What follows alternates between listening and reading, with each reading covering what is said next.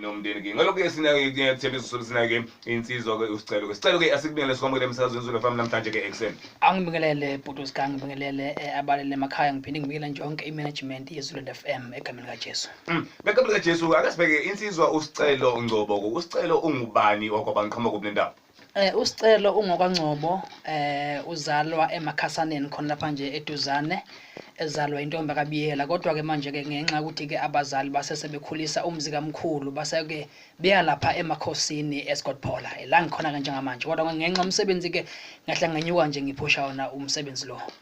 Hlaba ke akasibheke kakhulukazi ekhona imculo ekhona ngoba ke siyabona umculo wegospel ingabe yini le eyakwenza ucule ke eyakwenza ukuthi ungene emculweni wegospel ikhona ama genres omunye ke abantu abangangawe abanye bathanda ukuba o-DJ abanye bathanda house abanye afropop yini yakwenza ukuthi ukhethe umculo wegospel? Bhutusika, lapha emculweni wegospel ngingasho ngithi nje ngaba nomusa noma uNkulunkulu wangenzela umusa ebusheni bami, ngahamba sengazana naye ngathi uma vele ngiqala ukuhlabelela umculo wegospel angihlabelelanga ngoba ngihlabela ukuthi ngijabulisa abantu noma ngifuna umculo wami kube into nje yokujabulisa abantu, kodwa ke ngihlabelele ngoba ngazi ukuthi njengomshumayeli ngiyashumayela khona indawo engakwazi ukufinyelela kuzo ngephimbo lami, kodwa ke ake ngisebenze umculo ukushumayeza abanye abantu engengikwazi ukuthi ngibabone ngamehlo. Ekhona i-album ke esitshela uJesu awusichazele ngayo le album ukuthi inhloso yini ngayo? Lapha kule album esihloko sithi tshela uJesu bese ba nengoma kuyiyona ngiphusha kakhulu ethi iyavuka kimi indumiso. Okokuqala kule ngoma ethi tshela uJesu ngizama ukutshela abantu eSouth Africa yonke ukuthi noma ngabe isiphi isimo umuntu abhekene naso makangatsheli omunye umuntu kodwa akatshele uJesu, ngoba uSathane mntaka baba usebenzisa abantu to destroy impilo zabanye abantu, kanti futhi noNkulunkulu uyamsebenzisa umuntu ukubeka omunye umuntu kwenye ilevel. Manje mfowasika uthi uma unenkinga mfowethu utshele omunye umuntu, kanti utshela umuntu osethole ithuba lokuthi ayohlekisa ngawe noma ahambe ekhuluma ngawe kubantu. Ngikhuluma nje khona enye indoda ebengikhuluma nayo lapha engiseGoli, ilinyane lomshado Nceko yatshela umfundisi wayo ngeinkinga zawo zomshado, but namhlanje angeke ukhothi lowo mfazi lowo usena lowo mfundisi lowo amtshela inkinga zakhe, futhi umfundisi wathola inxeba lokungena. So ngithi kubantu noma ngabe yiphi inkinga umuntu abhekene nayo utshela uJesu ngoba uyena ophethe impendulo yakho. Ube njengwana uNkulunkulu wake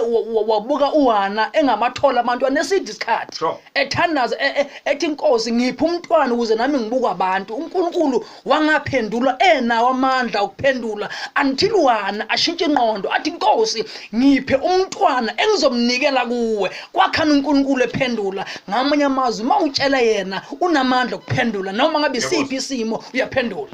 Khona ke ingoma esigele ngayo yakho ethi iyavuka kimi indumiso. Yes baba.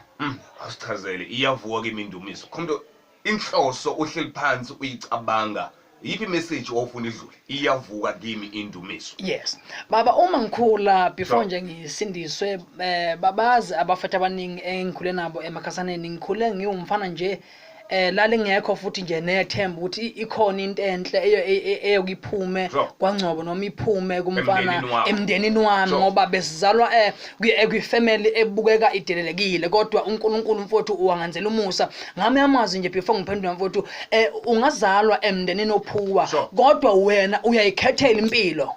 Ungazalwa kwi-background engalungile but wena you can choose ukuthi ufuna ukuba yini.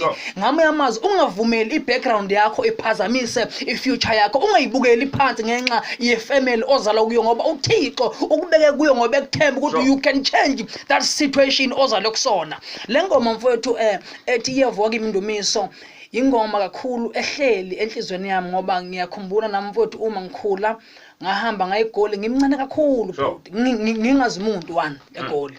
Angazi umuntu ngayeGoli ngagibela ibhasi elisuka eLundi la ngibeka amabhasi ayisaphela eThokoza ngiphethe ingubo nesikhwama ngilala emgwaqeni ngiyophanda mfowethu. Angazi umuntu ngiphethe ID, anginazo nje certificate esithile mhlambe engithembele kuso, but ngithemba uNkulunkulu ophilayo. Ngahlala emgwaqeni 6 months futhi kodwa uNkulunkulu wangenzela umusa ngathi ngihamba ngifuna umsebenzi ngatholwa abanye omama abasebenza kwenye ikhampani ekhanda inwele Sure. baba ngasebenza khona ngihola 250 nge-fortnight Sure. uNkulunkulu wajika amatafula khona ngavula inkonzo khona kwajika abantu bakhona futhi sonke istaff isikhipha ama-10 rand njalo ukuthi zishumi zami angazi kwayishumi Sure. from lapho uNkulunkulu wahamba nami kwaze kwaba namhlanje manje uma ngibuka impilo yami manje Sure. ngibuka nala ngisuka khona kuvuka indumiso ukuthi ukuba Nkosi wena wawungenami ngabe ngafela endleleni khona abantu manje mfowethu angithi uma ngiqhamuka mfowethu abakholwa ukuthi mina ngoba bazi izolo lami but uThixo emuhle wangenzela isimanga nje empilweni yami 30 minutes after 11 o'clock. Uba usebenze nabo kule album yakho ekhona? Kule album yami i-album yokuqala ngisebenze lapha nensizwa uNqobile uMfakambandlwa insizwa nje esiduma kakhulu ngengoma ethi ihlane lami kuyena umfowethu engathi wangithatha ngingazi lutho ngomculo ngizazela nje mina ukushumela kuphela wangithatha umfowethu kwawuyena ongiqondisayo nje kukho konke nongibonisayo ngaphinda ngasebenza nosisi uMabongi wakasibiya usisi uMamkhize noSimo Mhlanga noSibusi Mzobe okuyibona abangisiza kakhulu noLinda umvuka Ngcobo ngingasho ngibona abangisiza kakhulu kulomsebenzi. So inama tracks amangakwaye ingoma kule CD yakho ine ingoma engaki? Ingoma ekhona zili11 u11 mntababa u11. Sikhathi 40 minutes after 11 o'clock kunengoma ethi tshela yena. Yes.